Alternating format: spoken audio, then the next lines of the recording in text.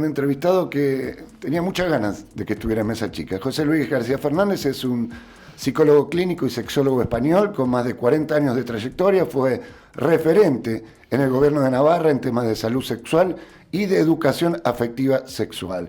Es autor de 16 libros, entre ellos Hablamos de porno, que es el que acabo de terminar de leer, donde alerta sobre el impacto de la pornografía en los jóvenes.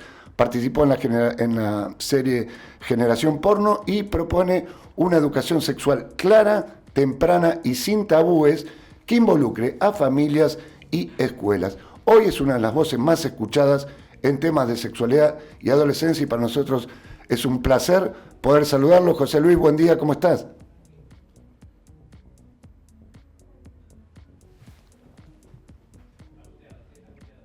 Ahí, estás muteado, José Luis, a ver, no te escuchamos. Estás desde el Zoom muteado, nos dicen aquí de técnica. ¿Nos escuchás, José Luis? Está muteado ya. Él nos escucha, se ve porque... Ahora, sí. Ahora está, sí. perfecto. Un gusto en saludarte, Disculpad, buen día. Buen día en Buenos Aires, buenas tardes en España, ¿cómo estás? Sí, buenas tardes. Aquí son las 5:30 de la tarde. Os decía que estoy encantado de estar con vosotros. Os agradezco que hayáis pensado en mí para hablar de este tema. A los que nos dedicamos a esto, pues nos gusta que nos llamen y poder compartir nuestras reflexiones. Por cierto, anoche estuve hasta la 1:30 de la madrugada Sí. con un grupo de universitarios de la Universidad de Buenos Aires que también estaban muy interesados en este tema. Veo Porque- un cierto movimiento muy significativo en vuestro país por este tema y me agrada porque la realidad es muy preocupante. Evidentemente son voces distintas y es un lujo poder escucharte, más después de haber leído este libro. Para arrancar me gustaría preguntarte por qué escribiste Hablamos de porno y por qué ahora. Bueno, yo llevo muchos años trabajando en educación sexual y cuando comencé, allá por los años, final de los años 70, a trabajar con padres, ellos estaban muy preocupados, no sabían qué hacer y me decían, dadnos algo para empezar a hablar de sexo. Les da mucha vergüenza, mucho corte. Me propuse ayudarles y a lo largo de estos años he publicado 16 libros orientados a capacitar a los papás y a las mamás, a los profesores y profesoras, para que, bueno, empujarles para que hablen de sexualidad. Porque si no lo hacen ellos, otros lo harán en su lugar. Esta es una idea que yo quiero recalcar porque es muy importante. Yo estoy seguro que todos los amables oyentes que nos están escuchando y viendo, si recuerdan su propia infancia y adolescencia, probablemente coincidirán conmigo en que han aprendido sexo de malas maneras, con los amigos, con revistas, en fin, con riesgo de tener información poco científica. Y ahora, lamentablemente, sigue pasando lo mismo. Fijaos, hace poco he dado 3 grupos con adolescentes y me dicen que no hablan con sus papás ni con sus mamás, que de estos temas, de los temas que le interesan realmente, hablan con sus amigos y buscan información en las páginas web porno. Y ahí está el problema, ahí está el problema. Es decir, todos los niños y todas las niñas necesitan conocer una serie de hechos sexuales básicos, elementales. ¿Para qué? Para conocer su cuerpo, para conocer su capacidad de sensibilidad, para conocer el cuerpo de los demás, para comprender su identidad, para comprender sensaciones que tiene su cuerpo. Si queremos que sean adultos con una salud sexual aceptable, deben estar bien informados. Y esto no se hace. Y como el sexo es un tema que le interesa a todo el mundo, unos más que otros, unos antes que otros, pero el sexo le interesa a todo el mundo, van a buscar información, sí o sí. Y entonces el riesgo, que actualmente es una realidad, es que están aprendiendo sexo con vídeos donde la violencia sexual es característica. Y esto desde el punto de vista psicológico yo creo que es muy preocupante. Vamos a tener una generación de niños y de niñas que, yo hablo de niños y niñas pornográficos, que van a tener muy diferentes problemas en su mundo emocional, afectivo y sexual. José Luis, cito un párrafo del libro. Cualquier niño con un móvil en su mano puede acceder sin ninguna dificultad ni control a todo tipo de películas porno con diferentes dosis de violencia. En el libro, precisamente, hay muchas referencias a la conjunción violencia y relaciones sexuales. ¿Esto ya lo estás viendo? ¿Ya se vislumbra en la escuela, en el consultorio? ¿Lo estás viendo vos? Sí, es un hecho claro. Hay suficiente evidencia científica y la clínica, es decir, estar trabajando con adultos y con jóvenes con adicción al porno, por ejemplo, pues yo creo que te pone de manifiesto lo que está ocurriendo. Fíjate, os voy a dar un dato que a mí me resulta escalofriante. Hay un chico que está viendo en la televisión informaciones de violaciones, informaciones de todos los días en los medios de comunicación aparecen referencias de abusos sexuales, de violaciones. Bueno, pues este chico se excita sexualmente cuando oye una información relativa a las violaciones.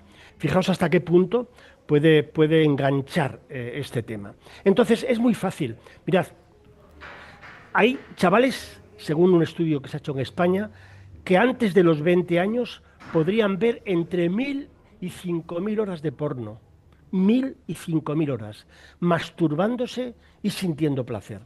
Porque la pornografía se usa por eso, porque excita y da placer. Bueno, este chico, cuando tenga su primera experiencia sexual, ¿qué va a hacer? Lógicamente, como el único referente que tiene es la violencia sexual, seguramente va a tratar de emular, va a tratar de repetir aquello que le excita a él. Y seguramente con una niña o con una chica que no ha visto tanto porno y que, por no perder al chico, va a seguir un poco sus, digamos, demandas y sus deseos, ¿no? Este es el drama. Estamos encontrándonos a niñas muy jovencitas que tienen relaciones sexuales con dolor, sin placer y presionadas de alguna manera por su pareja, que le dice que si no lo hace con él, se va con otra, o lo que ven en el porno.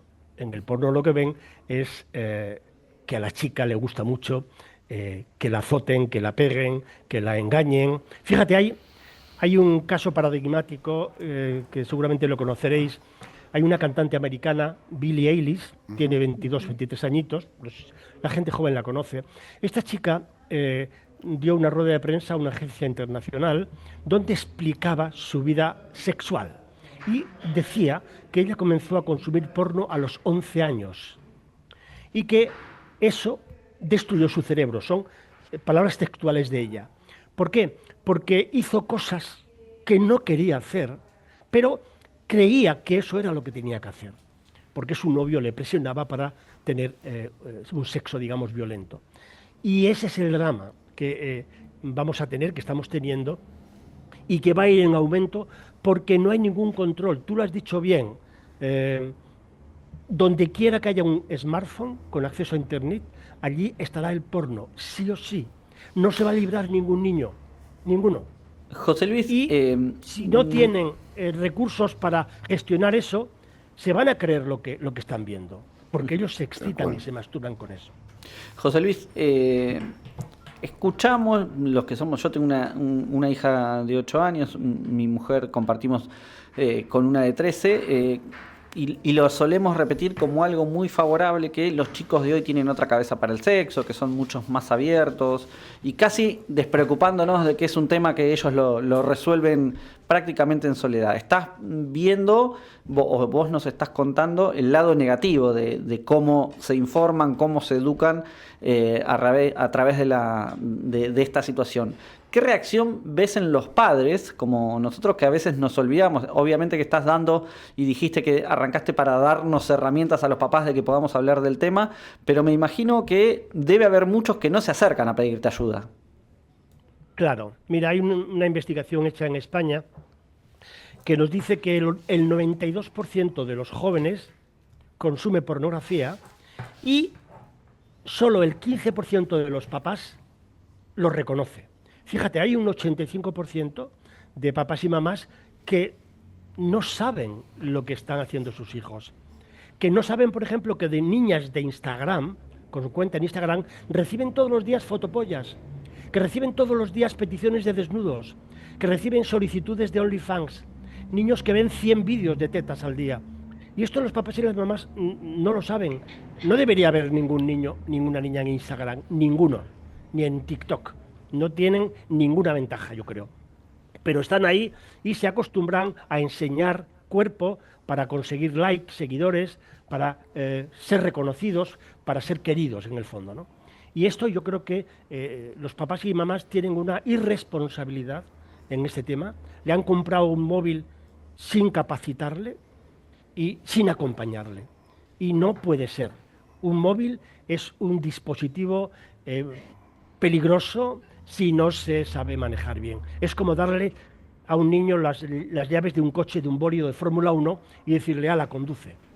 Es un producto, es un dispositivo que está creado para enganchar. No lo olvidemos.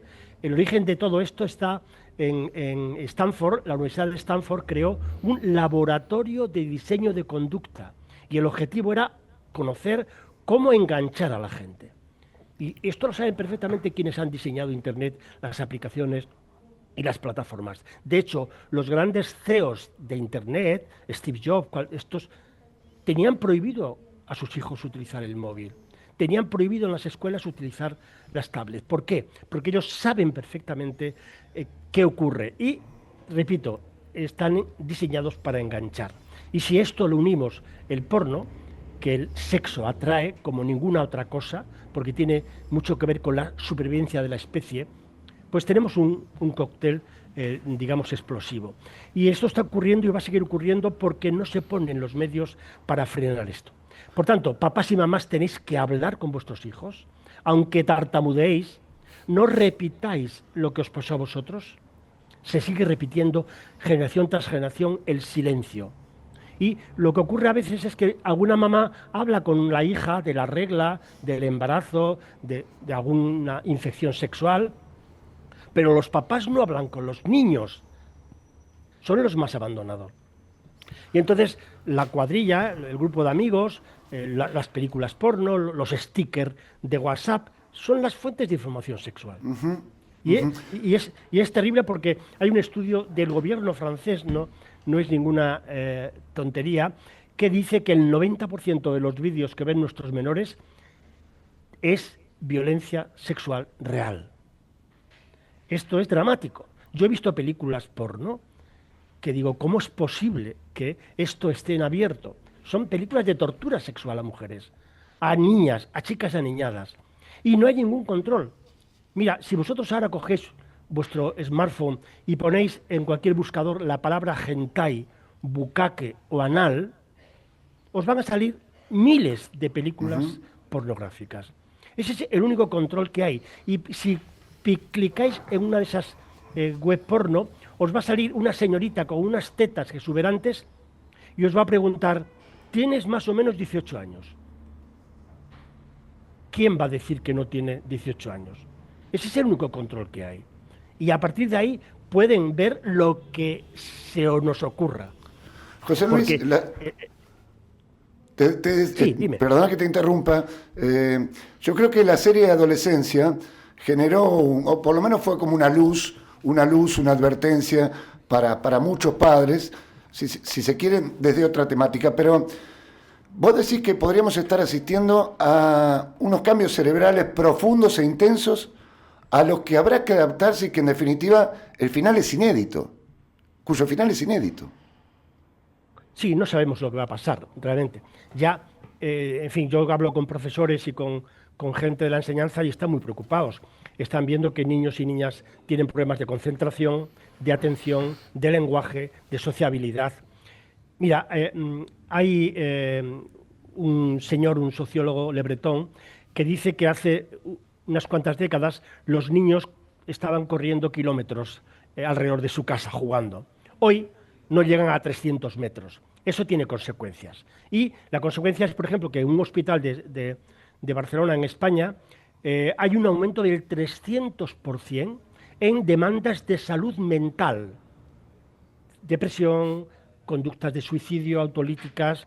Y, claro, ha disminuido sensiblemente en las demandas de rotura de huesos. Fijaos, son dos datos que parecen anecdóticos, pero a mí me parecen muy interesantes, ¿no? Y conectando con lo tuyo, en la serie Adolescencia que yo recomiendo ver, al final, el último capítulo, el papá y la mamá de Owen, del protagonista de la serie, se preguntan, ¿qué hacía nuestro hijo solo en su habitación, en el ordenador? Esa es una pregunta que nos debe coger por la solapa y removernos. Efectivamente, el ordenador es la puerta al mundo, al aprender, al descubrir, con un cerebro en construcción. No olvidemos que el cerebro humano hasta los 25 años no madura en su totalidad. Entonces está construyendo su idea de un hombre, de una mujer, de las relaciones afectivas y sexuales. Y si únicamente esa construcción se ve suministrada por películas violentas, lo más razonable es pensar que va a creer que eso es lo normal. Ese es el asunto. Tal cual. José Luis, estamos hablando de nuestras responsabilidades como padres ante esta situación, pero también hablas de un marco más general que requiere de políticas públicas que no dependen solo de la intimidad de un hogar, más allá de no eludir esas responsabilidades. Me imagino además, y lo mencionaste, un crecimiento de enfermedades de transmisión sexual, crecimiento de padecimientos mentales, hay una serie de situaciones que van empeorando la situación de la política pública que requieren respuestas del Estado. ¿Cómo estás viendo a los Estados, a la Unión Europea en tu caso, o si sabes ejemplos que se estén tomando en el mundo para dar respuesta a esta temática? Se está trabajando en ello, pero todavía no hay, yo creo que la valentía suficiente, el arrojo para tomar las riendas. Porque también a las empresas tecnológicas hay que pedirle responsabilidades. O sea, han diseñado productos para enganchar. Igual que le pedimos responsabilidades a la industria del alcohol, del tabaco. Hay que pedirle responsabilidades, porque sus productos son tóxicos y generan, enfermedades y trastornos. Por tanto, no hay que descuidar esto. Un niño no tiene capacidad para gestionar ese volumen tan impresionante de información y de mecanismos de manipulación que la industria de la pantalla ha creado. Es imposible. Se lo comen.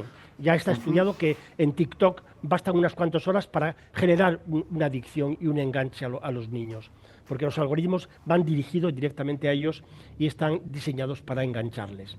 Por tanto, hay que pedirle a los políticos que se mojen y que establezcan normas y medidas para controlar, para, yo diría, prohibir, es una palabra que no me gusta, pero creo que Suecia, antes de ayer, prohibió OnlyFans, prohibió el gobierno sueco.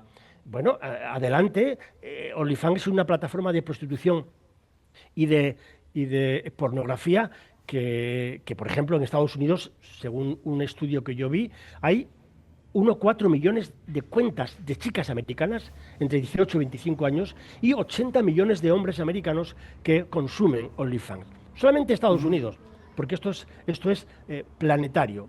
Entonces hay que exigirle responsabilidades a los políticos, a los gobiernos, a las empresas tecnológicas, porque el daño puede ser enorme, enorme. Vamos a tener una generación de niños y de niñas, yo diría, apijotados, con diferentes problemas de aprendizaje, con diferentes problemas de soledad, de frustración.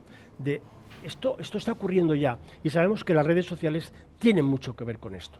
Por ejemplo, en España hay una campaña No, perdón, te decía que estamos viendo en pantalla tu posteo sobre OnlyFans, no sobre la cantidad de cuentas, sino la facturación en comparación incluso con la NBA. Sí, eso decían. Vamos, no me sorprende porque la pornografía es una industria que tiene unos beneficios exponenciales y que algunos lo comparan con el tráfico de drogas, por ejemplo.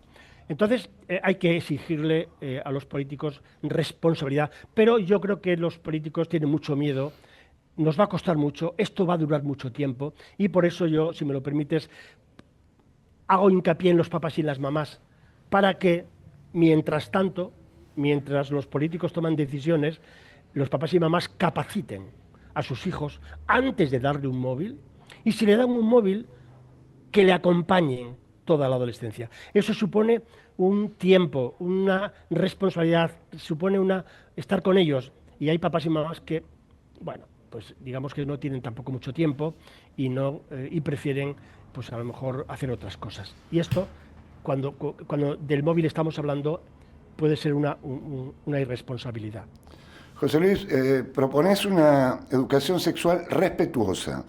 ¿Cómo se diferencia de la que se daba o no se daba antes?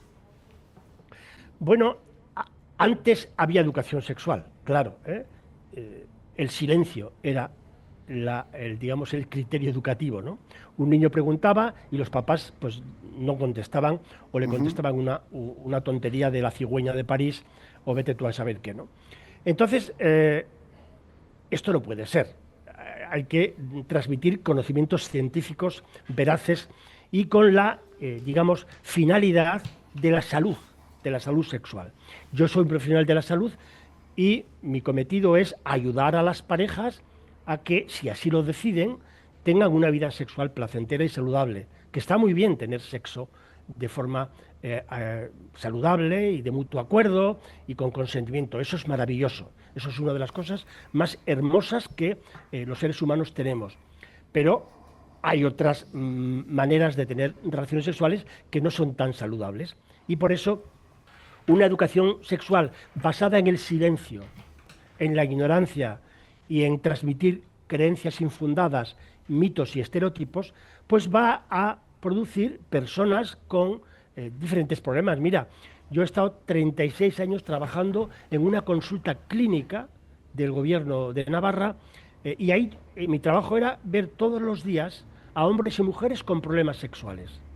Ese era mi trabajo, de todas las edades, de todas las características y con problemas sexuales. Bueno, yo estoy completamente seguro de que si una parte importante de esas personas que acudían a mi consulta, preocupados, agobiados, muy afectados por ese problema sexual, si hubieran tenido una buena educación sexual de pequeñitos y en la adolescencia, probablemente no habrían acudido a mi consulta y se habrían evitado muchos problemas. Yo estoy convencido de esto, porque creo en la educación, creo que es uno de los pocos recursos que tenemos y creo en que podemos dotar a los chicos y a las chicas de escudos de protección para que integren la sexualidad, que es algo, repito, maravilloso, en su vida de forma respetuosa, con una ética. Yo no puedo imponer a nadie mis deseos sexuales.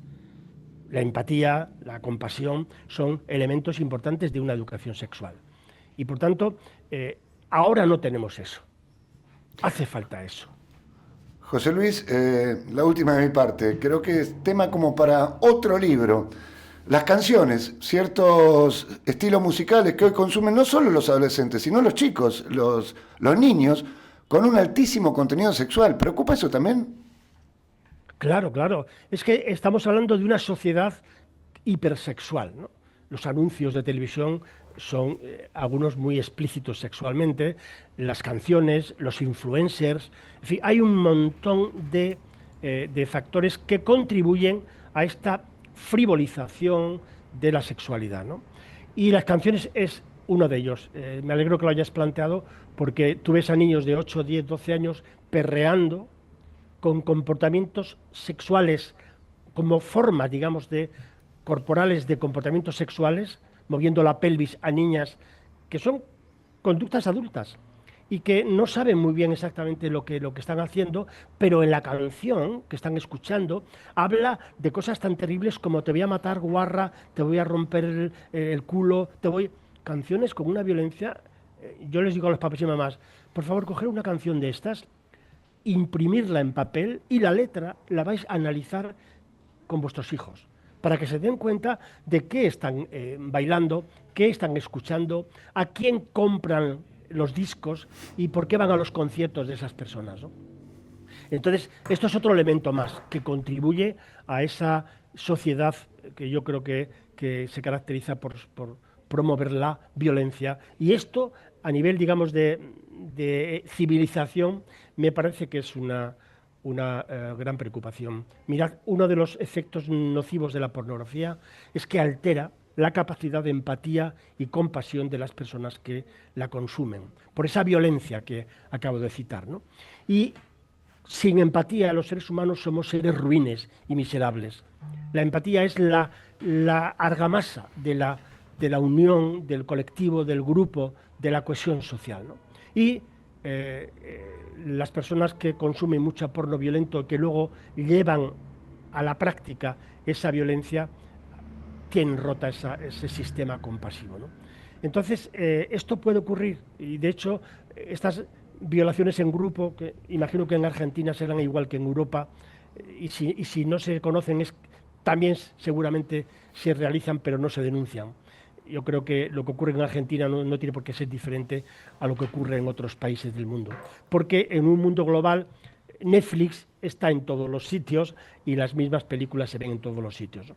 Entonces, ahí hay que también que tener en cuenta esta sociedad hipersexual que, bueno, las redes sociales, ¿qué os voy a contar yo, no?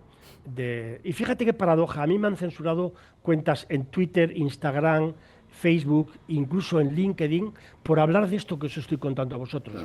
A los profesionales que hablamos del sexo nos obligan a modificar el término y en lugar de hablar de porno, poner no por. Y en lugar de hablar de sexo, poner @XO.